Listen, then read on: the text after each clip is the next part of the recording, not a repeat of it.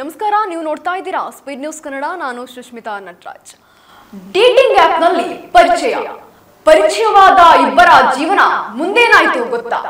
ಒಂದು ಪರಿಚಯದಿಂದ ಪ್ರಾರಂಭವಾದ ಕತೆ ಇಡೀ ಜೀವನದ ದಿಕ್ಕನ್ನೇ ಬದಲಾಯಿಸಿದ ಘಟನೆಗೆ ಕಾರಣವಾಯಿತು ಅಂದ್ರೆ ನಂಬ್ತೀರಾ?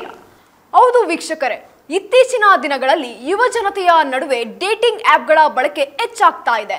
ಹೊಸ ಸ್ನೇಹ, ಹೊಸ ಸಂಬಂಧಗಳನ್ನು ಬಯಸಿ ಯುವ ಜನತೆ ಡೇಟಿಂಗ್ ಆಪ್ಗಳಂತಹ ಆಪ್ಗಳನ್ನ ಲಾಗಿನ್ ಆಗ್ತಾರೆ.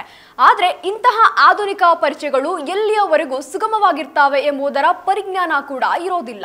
ಇದೀಗ ಅಂತಹದೇ ಒಂದು ಘಟನೆ ಬೆಳಕಿಗೆ ಬಂದಿದೆ. ಡೇಟಿಂಗ್ ಆಪ್ನಲ್ಲಿ ಭೇಟಿಯಾದ ಯುವಕನೊಬ್ಬ ತನ್ನ ಮೇಲೆ ಹಲ್ಲೆ ನಡೆಸಿ ಬ್ಲ್ಯಾಕ್ ಮೇಲ್ ಮಾಡಿ ಸುಲಿಗೆ ಮಾಡ್ತಾ ಇದ್ದಾರೆ ಎಂದು 23 ವರ್ಷದ ವೈದ್ಯ ಯುವಕ ಮಾದಾಪುರ ಪೊಲೀಸರಿಗೆ ದೂರು ದಾಖಲಿಸಿದ್ದಾರೆ. ಇನ್ನು ಸೆಪ್ಟೆಂಬರ್ 21ರ ಸಂಜೆ ಆರೋಪಿಯು ತನ್ನನ್ನು ಅಯ್ಯಪ್ಪ ಸೊಸೈಟಿಯಲ್ಲಿರುವ ಓಯೋ ರೂಮ್ಗೆ ಆಹ್ವಾನಿಸಿದ್ದಾನೆ ಎಂದು ವೈದ್ಯರು ತನ್ನ ದೂರಿನಲ್ಲಿ ತಿಳಿಸಿದ್ದಾರೆ. ಇನ್ನು ಭೇಟಿಯಾಗಲು ಒಪ್ಪುವ ಮೊದಲು ನಾವು ಸುಮಾರು 2 ವಾರಗಳ ಕಾಲ ಆಪ್ನಲ್ಲೇ ಚಾಟ್ ಮಾಡ್ತಾ ಇದ್ವಿ ಎಂದು ಸಹ ವೈದ್ಯ ಯುವಕ ತಿಳಿಸಿದ್ದಾರೆ. ಆದ್ರೆ ಈ ಭೇಟಿಯ ಸಮಯದಲ್ಲಿ ಅವನೊಂದಿಗೆ ಲೈಂಗಿಕ ಸಂಪರ್ಕಕ್ಕೆ ನಿರಾಕರಿಸಿದ್ದಕ್ಕೆ ಕೋಪಗೊಂಡ ಆರೋಪಿಯು ವೈದ್ಯರಿಗೆ ಕಪಾಲಮೋಕ್ಷ ಮಾಡಿ ಬೆದರಿಸಿದ್ದಾನೆ. ಅಷ್ಟೇ ಅಲ್ಲದೆ ಯುವಕನ ತಂದೆಯ ಫೋನ್ ನಂಬರ್ನನ್ನು ಬಲವಂತವಾಗಿ ತೆಗೆದುಕೊಂಡು ಅವನಿಗೆ ಹಣ ನೀಡದಿದ್ದರೆ ನಿನ್ನ ಈ ವಿಚಾರವನ್ನು ಅವರಿಗೆ ಬಹಿರಂಗಪಡಿಸುವುದಾಗಿ ಬ್ಲ್ಯಾಕ್ ಮೇಲ್ ಮಾಡಿದ್ದಾನೆ.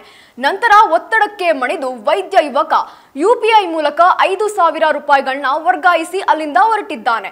ಆದರೂ ಸಹ ಬೆನ್ಬಿಡದ ಆರೋಪಿ ವೈದ್ಯರ ಕೆಲಸ ಮಾಡುವ ಆಸ್ಪತ್ರೆಯವರೆಗೂ ಹಿಂಬಾಲಿಸಿ ಮರುದಿನ ಯುವಕನ ಫ್ಲಾಟ್ಗೆ ಬಲವಂತವಾಗಿ ನುಗ್ಗಿ ವಸ್ತುಗಳನ್ನ ಚೆಲ್ಲಾಪಿಲ್ಲಿ ಮಾಡಿ 3,000 ರೂಪಾಯಿಗಳನ್ನ ತೆಗೆದುಕೊಂಡು ಹೋಗುವಾಗ ವೈದ್ಯನಿಗೆ ಅವಾಚ್ಯ ಶಬ್ದಗಳಿಂದ ನಿಂದಿಸಿ ದೈಹಿಕವಾಗಿ ಹಲ್ಲೆ ಮಾಡಿ ಕೊಲ್ಲುವುದಾಗಿ ಬೆದರಿಕೆ ಹಾಕಿ ಹೋಗಿರ್ತಾನೆ.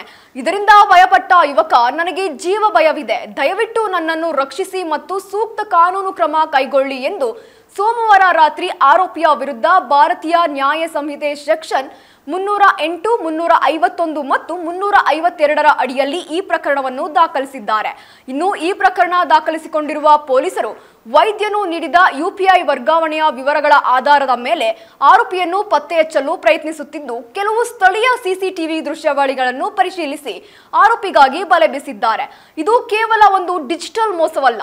ಅಂತರ್ಜಾಲದಲ್ಲಿ ಪರಿಚಯವಾಗುವ ಸ್ನೇಹದ ನಾಟಕವಾಡುವ ಕಿಡಿಗೇಡಿಗಳು ಖಾಸಗಿ ಚಿತ್ರಗಳು ಮತ್ತು ಮಾಹಿತಿಗಳನ್ನು ಪಬ್ಲಿಕ್ ಮಾಡುವ ಬ್ಲ್ಯಾಕ್ ಮೇಲ್ ಮಾಡಿ ಹಲವು ಹುಡುಗ ಹುಡುಗಿಯರ ಜೀವನವನ್ನೇ ನಾಶವಾಗಿರುವ ಎಷ್ಟೋ ಘಟನೆಗಳು ನಮ್ಮ ಮುಂದೆ ಸಾಕ್ಷಿಗಿವೆ.